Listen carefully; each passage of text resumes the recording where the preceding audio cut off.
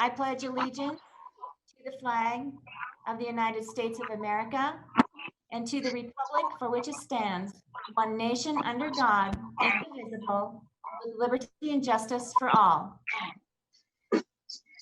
Thank you. And I would entertain a motion to approve the agenda or amend the agenda. So moved. Okay, I have a motion. Any discussion? All right, all in favor, thumbs up. All in favor of approving the agenda, thumbs up. Okay, I'm not seeing anything. So, and I lost Art. Okay. I had my Not sure thumb what to do here. up. Are you there, John? Okay, let's move on to public comments on agenda items, and I don't have any, I don't believe. Do you, Dana? I have a public comment on a non-agenda item. So is that at the end of the meeting or now? Oh, if it's a non-agenda item, let's do it at the end of the meeting. Okay. Dana around? She's trying to get back. Okay. All right, Aaliyah, you're there. Do we have any student board member comments? Yes, I do. Firstly, FFA did a plant sale, which I thought was really interesting. Interact/Key Club, they are working on a virtual safety day with some county partners. I thought that was really interesting. And ASB wanted everyone to know that they will be hosting a virtual Spirit Week from the 25th through the 29th in order to bring the community together. And for this reason, they'd like everyone to participate. We also have a new board member who will be taking Morgan Mihalich's spot. Her name is Liana Woods, and she is a sophomore this year, and she plans on doing it for the 2 years that you're supposed to. So congrats to her, and I'm excited to see her. Great. Thank you. Awesome. Thank you. Any board member comments? Raise your hand. No. Craig, anything? No? No, I'm good. Okay. Art? Okay. John, having any trouble with comments? the- He's still trying to connect, I think. All right, let's move on to consent agenda items. The consent agenda enables the board to efficiently deal with matters that have been delegated to the superintendent, but by law must be approved by the board. Items on the consent agenda are voted upon as one block and approved with one vote. An item may be removed from the consent agenda only upon approval of a majority of the board. We've all had an opportunity to review the consent agenda and all of those items that are connected to that. Accounts payable, many accounts payable, personnel report, the policy revisions by WASDA, recommended by WASDA, the payroll, the donations, and the minutes of the previous meeting. I would entertain a motion to approve the consent agenda or to to remove anything that's necessary. I make a motion to approve the consent agenda. Okay, thank you, Craig. Hi there, Leanna. Do we have any other comments on the consent agenda? Any discussion? Nope. All in favor? I do. Thumbs It- up. Laura, there was a comment. Someone had a comment. Okay. Yes, I had a comment. Are you able to hear me? My computer keeps saying that this is unstable and the audio is going on and off, but are you able to hear me? I can hear you, Art. Okay, well, comments that I had for them. What I would really like is on the policies, particularly the 2413 and then also 02 through 07, the new policies. If the superintendent could just simply go over the point of and the need for, because these are all new ones. I just would like to get a sense of what's going on. It's probably coronavirus related too, but that's what I would just like. Absolutely.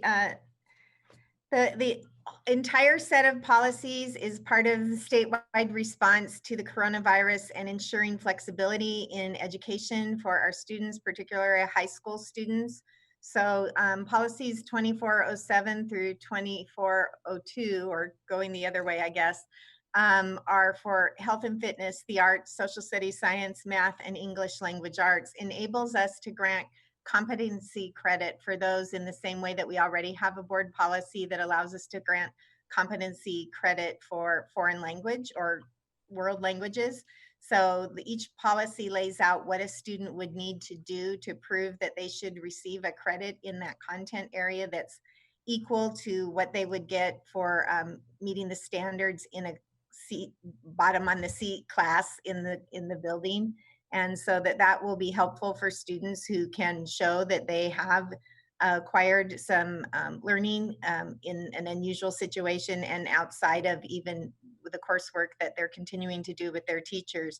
And the equivalency credit opportunities is likewise meant to expand the ability for students to get credit for their work outside of what we're doing in the public school, so that they can move forward towards graduation in their career goals. And all of these policies were written by WASDA at the behest of OSPI as a way to help schools support kids get to graduation in the unusual times that we're dealing with right now. Thank you. One more policy, which was policy 6213.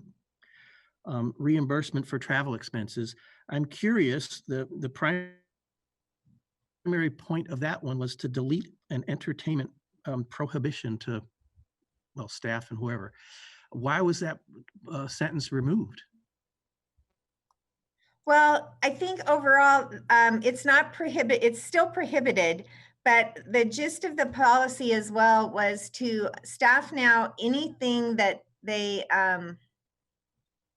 instead of being able to use like a district P card in advance for most kinds of travel, they will have to pay for the travel themselves and get reimbursed totally. So I think it was removed just because we would never reimburse anybody for that,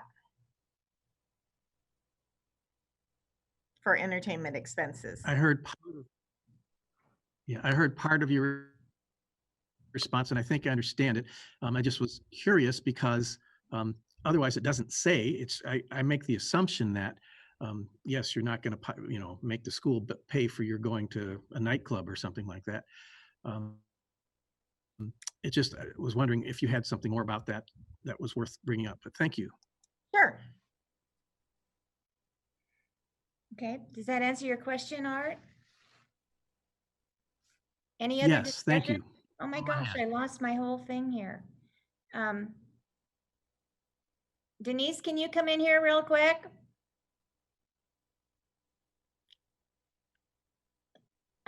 Okay, so we'll move on then and call for the question. I lost all my people. All in favor of approving the consent agenda signify by saying aye or thumbs up.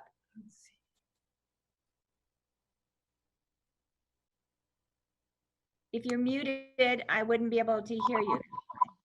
Aye. Aye. Thank you. And for those who joined late, I reminded everyone to please mute their devices so that we don't hear anybody drinking or eating or chewing or background noise during the meeting. Thank you. All right, let's Laura, move on to number 3. Laura, point of order. Yes.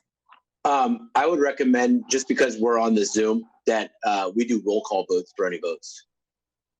Okay, thank you, Craig. We'll do that. Emergency waiver of instructional hours. Would you like Dana, do you want to explain that?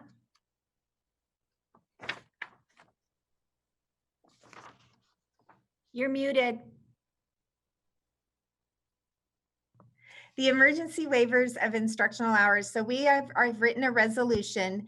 It's part of the procedure that we have to go through with OSPI this year because of the fact that students are getting educational experiences outside of the typical bricks and mortar in the classroom experience this spring and because of the impact of COVID. So although we will have the total number of instructional days, the 180 days in our year, because of the addition to our calendar, moving our last day from the 16th through the 19th, we can't guarantee that the students have the access to an average of 1,127 hours of instruction because they're doing instruction in different ways and online, on paper, all of those things. So this waiver is resolution permits me to apply for a waiver of those hours with the superintendent of public instruction for this school year only. In accordance with the waiver, we have written a 5-step North Mason continuous learning plan, and you've been getting much more detailed documents of the steps along the way, but included in this plan is our commitment to ensuring or trying to ensure the engagement of students regularly in the work that we're doing with them. A look at our school year calendar and an explanation of how the calendar is affected by what decisions we've had to make around the COVID impact. It also, we are required to provide a process for the district to determine which learning standards are most essential and that the teachers will ensure that students get addressed in their learning from here until the end of the school year, which we have done, and that we establish a district or school-based system of collecting student engagement information. We are doing that school by school, but also collecting at the district level, and we're doing that in multiple ways. There is an expectation that we will have to report our data at some point at OSPI, and we're doing pretty well overall. I think we have very few students who we have not been able to contact or get engaged in school at all. Our average is above 80% at all of the buildings on a regular basis, and our staff is working hard to find the kids they're missing from week to week. So sometimes the ones they're talking to are not the same ones, but we're making sure that we're getting the work out there and getting a reasonable contact with our students. And we're also figuring out what isn't working so we can do a better job if we have to go forward with something like this in the fall. And then it also includes how we're doing our academic grading, which we reported to you at the last board meeting. So all of this page will go together with our resolution into OSPI as I apply for the waiver of hours for our students for learning for this year. Okay, thank you. Does anybody have any questions for Dana? All right, I'll entertain them. Oh, this is just a discussion. No, you do have to approve this resolution. We do? Yeah, it's resolution. I'd make a motion to Thank you. adopt resolution 07-G-20, which is the emergency instructional hour waiver. Okay, thank you. Any other discussion on this? Then we'll take a roll call vote, starting with Craig. Aye. Art, Yes. John, Leanna, Aye. and I vote aye. I'm not sure John is connected yet. It looks like it shows from his picture, he's still trying to connect to audio. Right, So okay. All right, that motion passes, and we'll move to the next resolution, which is WIAA authority. It's an annual resolution that we that allows WIAA to have authority to do whatever it is they do for us. You want to say any more about that, Dana? You're muted. I know. I turn it off so I don't create noise. WIAA is the Washington Interscholastic Athletic Association. Their job is to oversee, organize, and sometimes police the athletic opportunities offered to kids at the high school, middle school, and high school level in the state of Washington. So we are a part of WIAA. We work through them with our leagues for our students to participate in those events.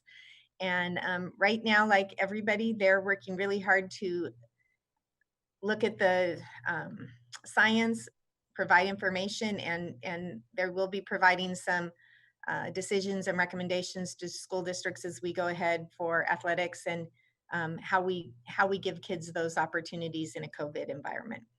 So they're gonna have a really important role this year. For sure.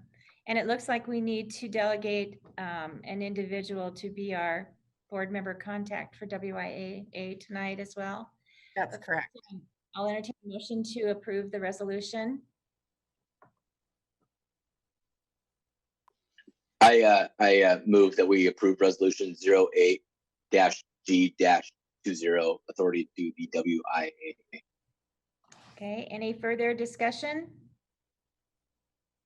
Roll call vote. Craig, Aye. Leanna, Aye. Art, Aye. John? Can you hear me, John? I vote aye and the motion passes. Okay. How do we delegate this board member? Do we elect them? Do we nominate them? Dana, help me out. Yeah. Laura, you were, Laura, you were named as the contact last year. Oh, do I have it for 2 years? No, it was an informal, who wanted to do it. You did it last year. So unless there's another board member who wants to take it on, I'm okay. Leanna raised. Leanna, do you want to be that contact? I can do it. Okay, great. Okay. Perfectly. Thank you. Thanks. And now we're having board development and linkage, the superintendent update with the budget. Go ahead, you can put this in the order that you want. Yeah. Okay, I am still on. I'm going to turn off in a minute here and have Ashley start with all the budget stuff, and then I'll update you on some teaching and learning and capital projects, and I'll have her do the status report, the dashboard, and the financial report, and then I'll talk about the next 3 items Okay, after that. great. Okay, so we're going to start with our other funds. General fund will be presented based upon our forecast 5 spreadsheets. So for our capital projects, we're down to just under 1.7 million. We're in the process of finalizing quite a few projects actually. So I expect for the capital projects fund to be nearly depleted by the end of the school year, which is what our goal is. We're currently finishing up the portable project for early kindergarten, the softball field, and the football stadium. Debt service fund is currently at just under $2 million. We have a debt service payment coming out on June 1st. So we're going to see that this fund is going to drop to about 800,000 after those payments. And that was the goal this year, because we had dropped our debt service collection down by 37 cents per thousand in order to use some of our fund capacity to pay our last debt service payment of the year. And so that's what we're about to do, which will then yet again bring us down to about 800,000, and then we'll collect more for next year's payments. If we could scroll back up for there we go. ASB is currently sitting at about 419,000. I'm not expecting a whole bunch of revenue to be coming in through ASB, obviously, while the kids aren't able to go out there and actually fundraise. The transportation vehicle fund is currently setting at 176,000. We have a bus that we purchased to replace the one that was totaled, but it was supposed to have already been delivered, but that got delayed, obviously, due to the pandemic. So right now we're thinking it may be here in the month of June, at which point we're going to see this decrease to about $40,000 remaining. We can go to the next page. It's regarding enrollment. It's no different than what I presented on last month, because the state has given us that trend showing what they were going to pay us out at for the months of April, May, and June, and that has remained unchanged. So that is what we are collecting our apportionment on for the rest of this school year. Do you guys have any questions regarding any of these funds or enrollment? Craig? Yeah, Ashley, with regards to ASB, are the determination of the use of those funds strictly with the students and ASB? Yes and no. So yes, technically it's supposed to be up to the decision of the student, but at the Mhm. same time, there's also laws that have been enacted that state that certain types of expenditures have to go through and be approved by ASB. For example, going into next year, if a student cannot afford to pay, let's say, a fee for football, the ASB fund has to pick up that cost. Okay. So the student body would still have to vote to approve it, but they would need to pick it up. So theoretically, if restrictions were lifted prior to the end of the school year, student leadership could decide, hey, we want to do something using ASB. Correct. Exactly. Okay. Yes, they could. Thank you. Uh-huh. Okay, so we can go into the dashboard. Really quick though, I know this was an oversight, but I did want to let the board know that the other capital project that we're finishing up is that new roof at Sand Hill, and it is very close to completion. Yep. Pretty excited. Yeah, that is true. We have a lot of stuff going on through the capital projects right now. So, okay, so for general fund, our year-to-date revenues are trending right, just about 0.8% under technically what was budgeted at this point. So it's basically right on budget. Local sources, we're trending just a tad bit under. And you'll see in later slides, it's because our property tax collection is still a tad bit under where it should be at this point this year. Our state sources are technically right on, and our federal sources are under what was budgeted at this point for this year. One of the things that I've been tracking fairly closely, hoping for a large windfall, is our state forest revenues. We've only collected 50,000 to date. I would expect a payment in June, but I do not expect a payment in July and August because there doesn't tend to be a lot of logging during hotter summer months. Okay, expenditures. So next slide. Okay, so the semicircle that's in green, that's one that I've been closely tracking, trying to get up to 8% by the end of the year.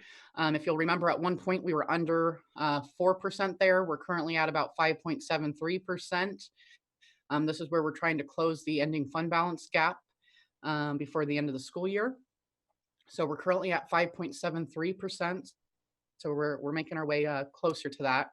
Our total expenditures actual year to date is just over what was budgeted at this point, but our salaries and benefits actual year to date is about 5% under, and that was due to those last minute cuts before the beginning of the school year had started. Our basic education actual year to date, we're currently about 4% under, and it's for the same reason. It's due to the last minute cuts prior to the school year starting. Expenditure wise, nothing super crazy. We have some COVID expenses coming through, but they're what you would expect at this point. Cleaning supplies. We're starting to purchase PPE in anticipation of potentially some type of model next year that may bring kids back on campus, and we want to be prepared for that. So we're going to start seeing expenditures increase a tad bit on that side. I can say this is the first month that we've had a negative credit card balance because of all the refunds for all the training that got canceled. So we have no credit card bill. So I'll take that. Next page. Okay, so here's where we're trying to close that gap. So that green triangle is technically where we should be on August 31st. And that solid blue line is where we're trending currently. So you'll notice right here for the month of April, where we were sitting at after our property tax collection at only 2.8 million. Normally we're much significantly higher than that. for the 3 prior years, they were almost spot on of where we are.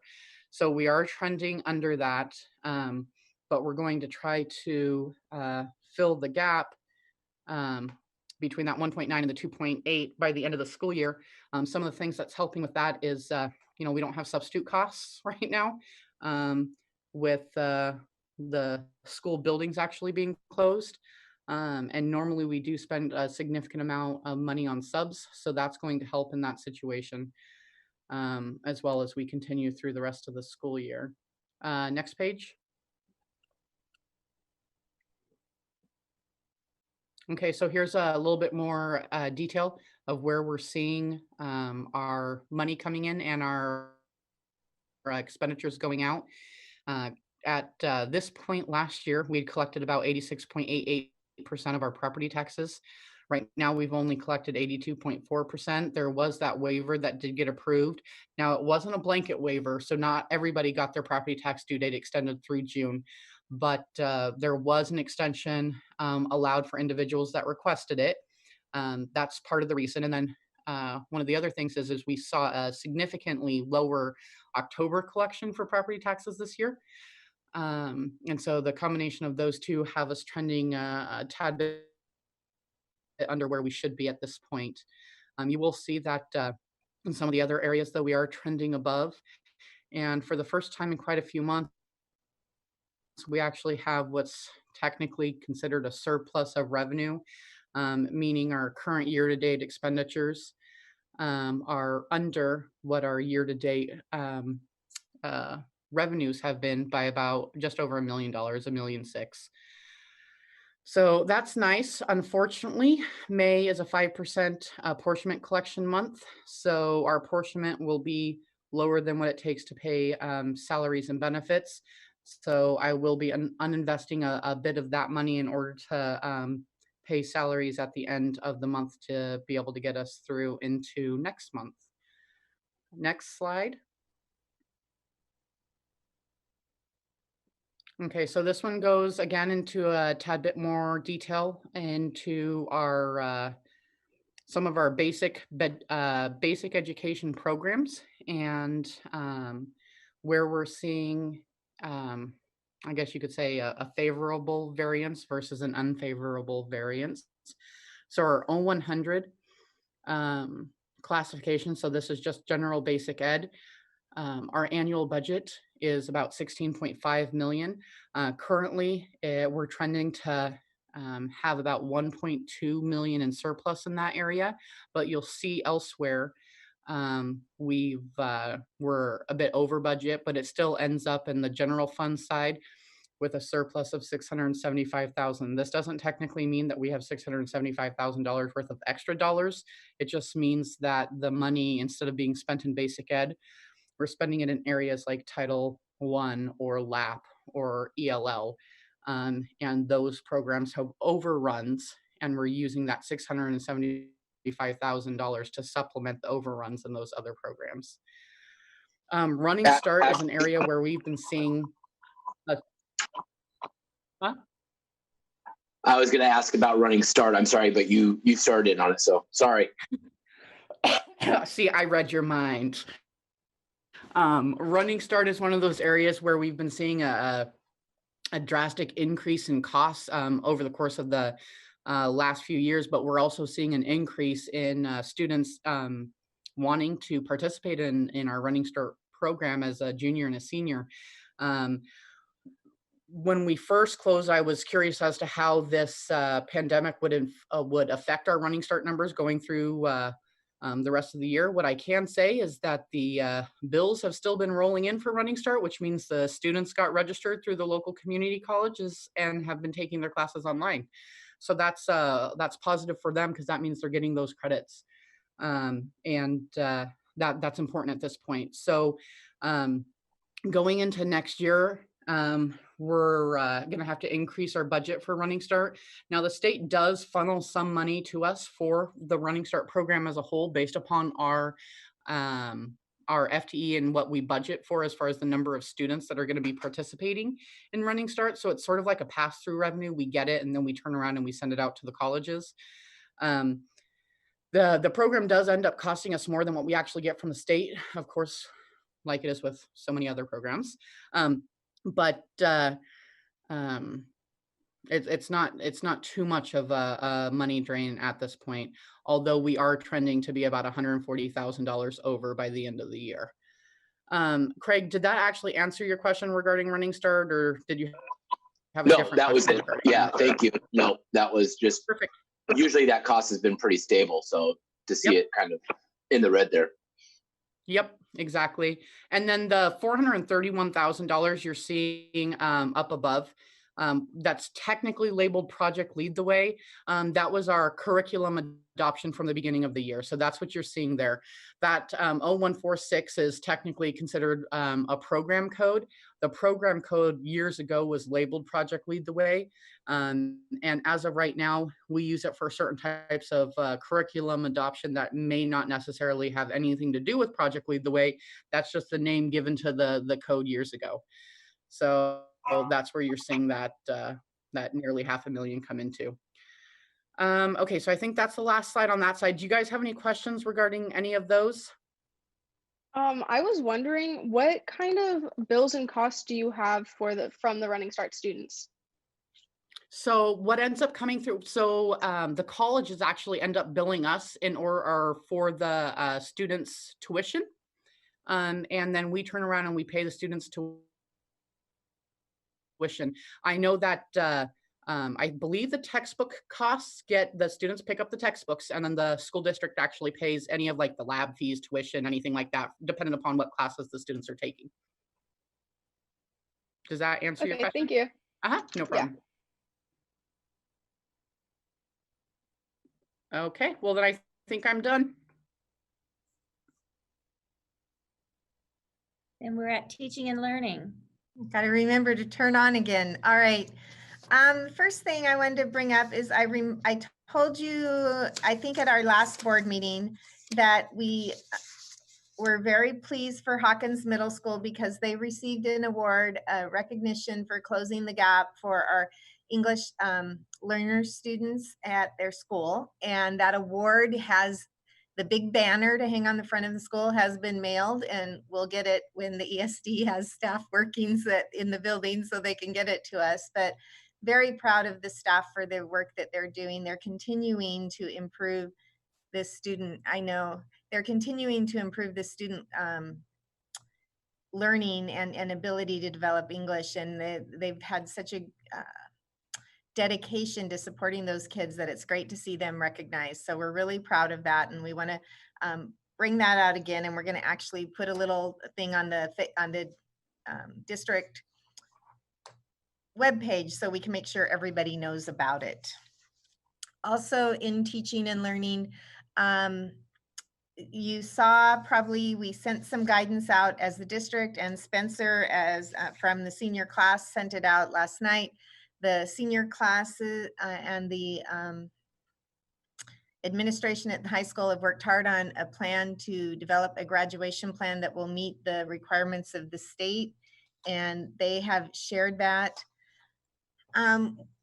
As you probably know, at the OSPI level, there's a lot of work going on behind the scenes that then comes to the districts and goes on behind the scenes about what are we doing to support kids right now? What might we have to do to support kids in the future? So the state at the OSPI level has stood up a working group that's going to provide some recommendations to districts about what we might be able to look at as far as what school will look like when we open in the fall, so that we can get planned effectively, do any professional development that we need to do and move forward. Here in the district, we have begun to engage our staff stakeholders in a series of forums to find out what is working in the teaching and learning and the engagement they're trying to do with kids right now, and what the barriers are.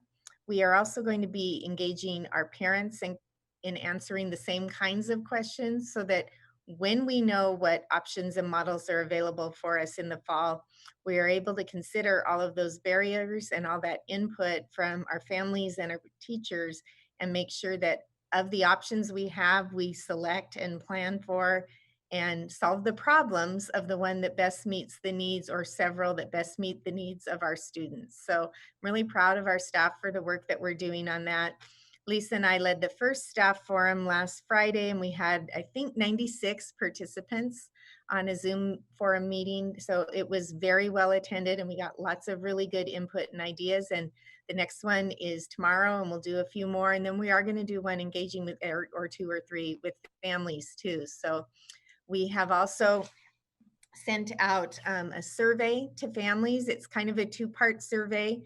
We are partnering with the new broadband office at OSPI to try to, or not at OSPI, at the governor's office, to try to make the point that Mason County, especially North Mason, because that's where we are, needs better connectivity for all our families right now. And we're willing to do whatever it takes to make that happen.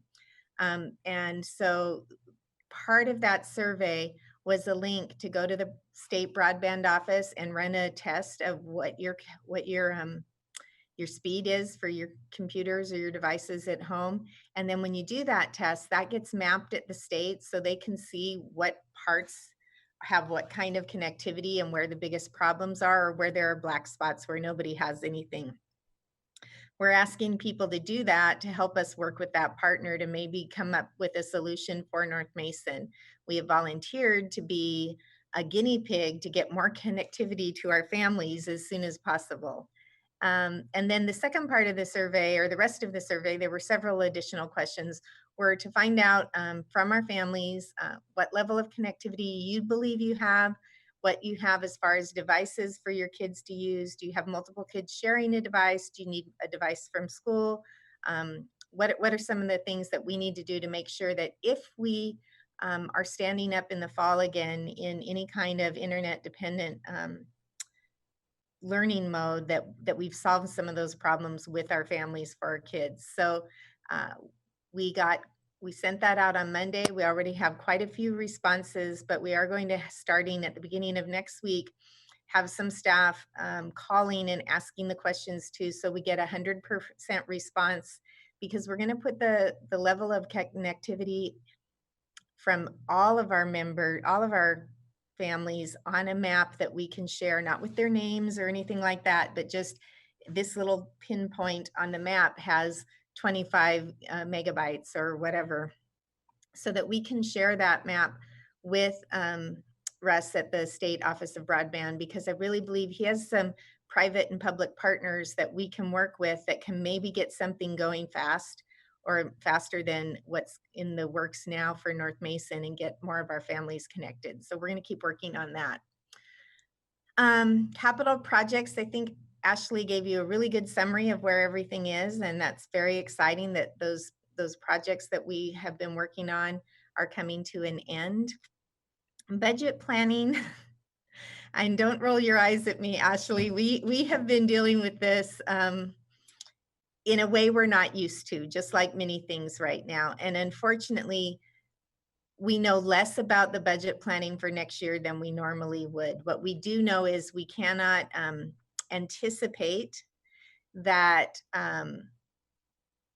it's going to be business as usual. So we are working with everybody we can, just like every school district is, to get the best information from OSPI and the state about what we can plan for. And what we do know is that there may be impacts to apportionment as we reach the fall that are a result of whatever happens with schools opening. So I guess as right now, the best we can probably say is budget planning is more to come. And Ashley and I will work hard to keep you as informed as possible, and we will meet all our state deadlines unless they get changed. Anything else to add to that part, Ashley?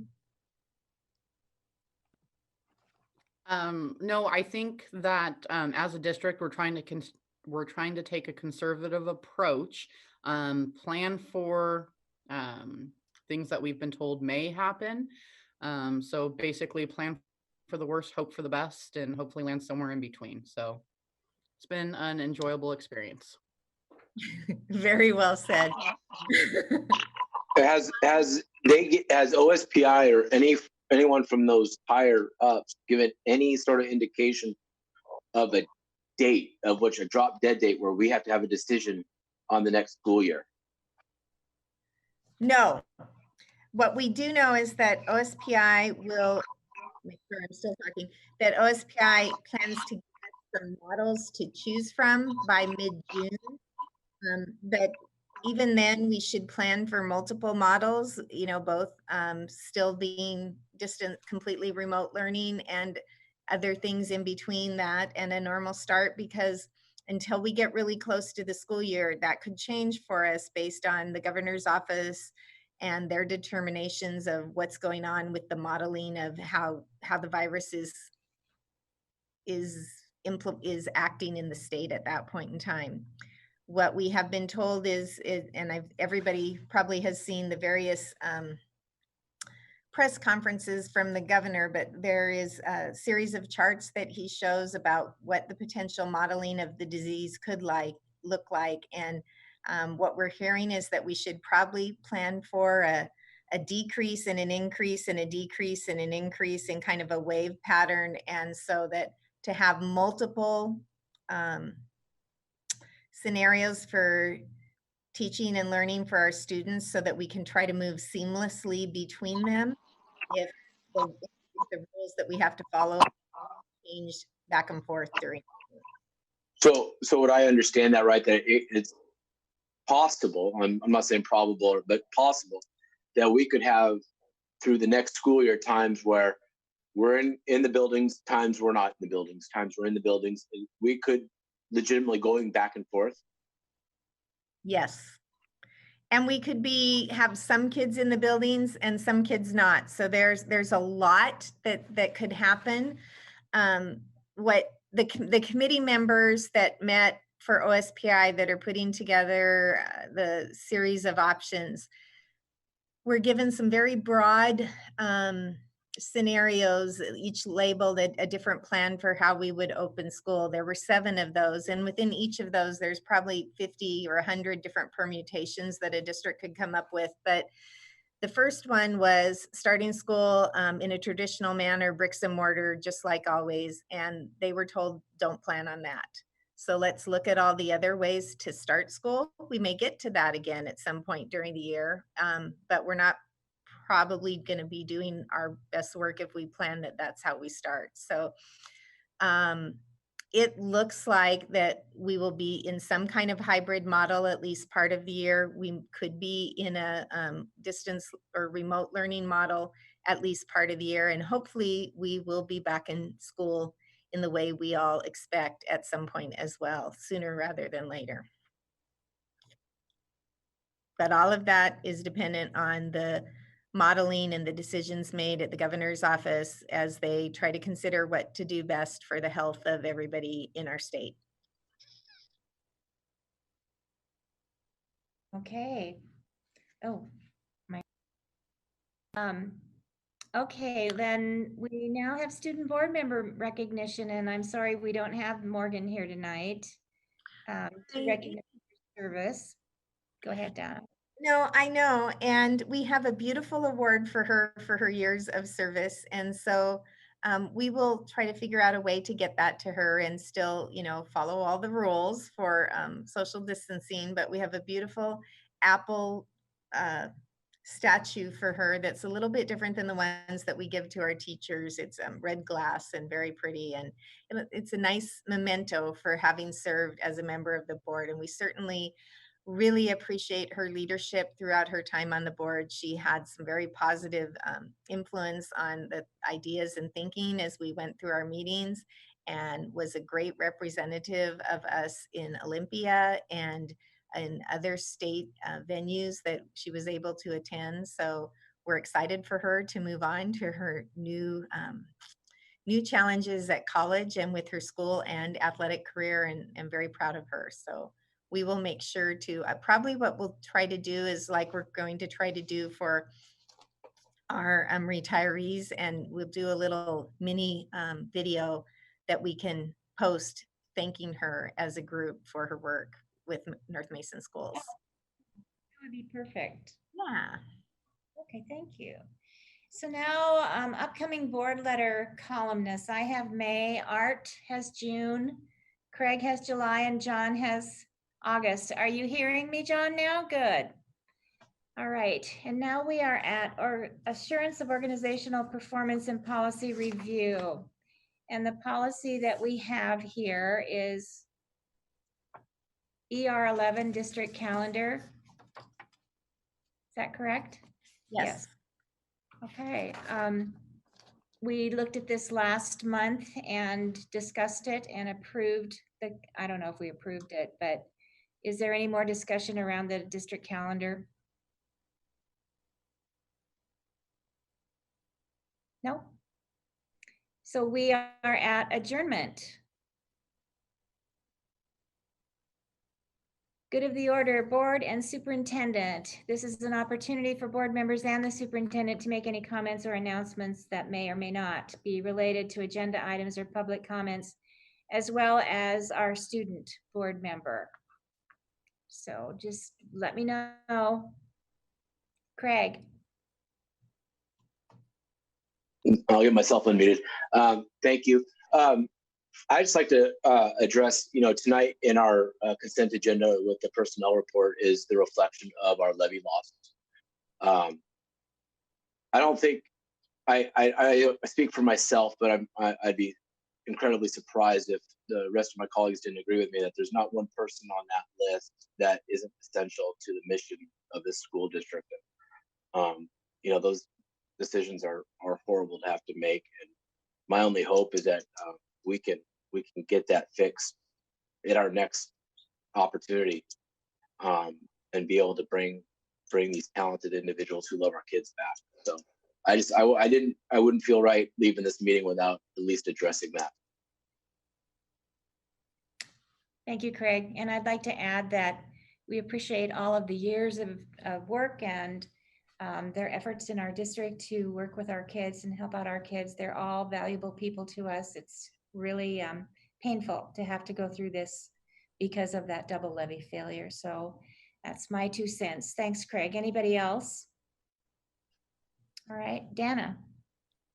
Yes, I have a letter to the board from one of our students that she asked to have read in the board meeting as public comment. So I'm going to go ahead and read that.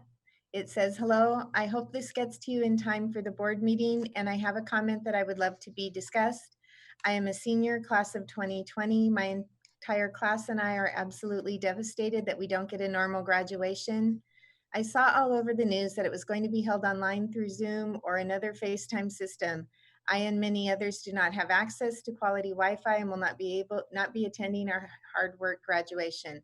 I'm hoping you all try to suggest a solution for our class to celebrate together and maybe in the future get an official ceremony, because like all pandemics, this won't last forever.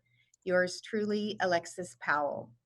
And I would like to add to what Alexis said. We're all devastated by not being able to hold a graduation in the normal manner. We are working, our high school leadership and students and staff are working to try to provide a couple of different opportunities for students that they have recently published, that both a virtual ceremony that we will broadcast. So there will be more than a Zoom or anything there. It will have more ways for people to get it. You will also be able to have copies of that video for perpetuity. There will be, if we make stage 2 in Mason County, and it sounds like we have a pretty good chance before graduation, there is a drive-by diploma handoff happening or planned as well. As far as a future ceremony, we're just going to have to see what happens with decisions that are made at the state level. We would love to see all our kids get to have a typical ceremony and celebration, and we'll just have to keep an eye on things and see what happens. Okay, thank you. And I know I speak for the board when I say we all are devastated that there can't be a traditional graduation ceremony. It's one of the best times of the year for us. And I'm hoping that the alternatives will be acceptable and that students will come away feeling like they have some closure and be able to move on. The board self-assessment of the meeting, Director Whiteman will process that and turn that in. Do you want to do that now, Art? Oh, now that it's on screen in front of me, I can certainly do that. I'll do my best. I don't have a copy on hand to work with. But you all can see what's there. I'm going to be very brief. I don't see, other than the technical difficulties that I had here, in that the audio was really bad and that many of the sentences were broken up and did not even finish before it came back. Curious enough, the video worked better than the audio. In any event, following the criteria in our agenda, I would put ourselves satisfactory in all the general meeting behavior things. With just the side note, we had technical difficulties and we were doing this online as opposed to in person. And as for the governance principles review, we didn't have a lot to work with there, but I would put ourselves yes in all the categories and basically mark ourselves as satisfactory for the board meeting in total. And that's it. Okay, thank you, Art. Our next board meeting date is June 18th at 6:30 p.m. At this time, we will adjourn, the 5 board members and our superintendent will adjourn into executive session for the purpose of discussing the superintendent's performance during the 2019-20 school year. No action is expected as a result of this executive session, and it will last approximately 45 minutes. And thank you all. And this is my gavel. Can you hear it? Did you hear it? Meeting's adjourned.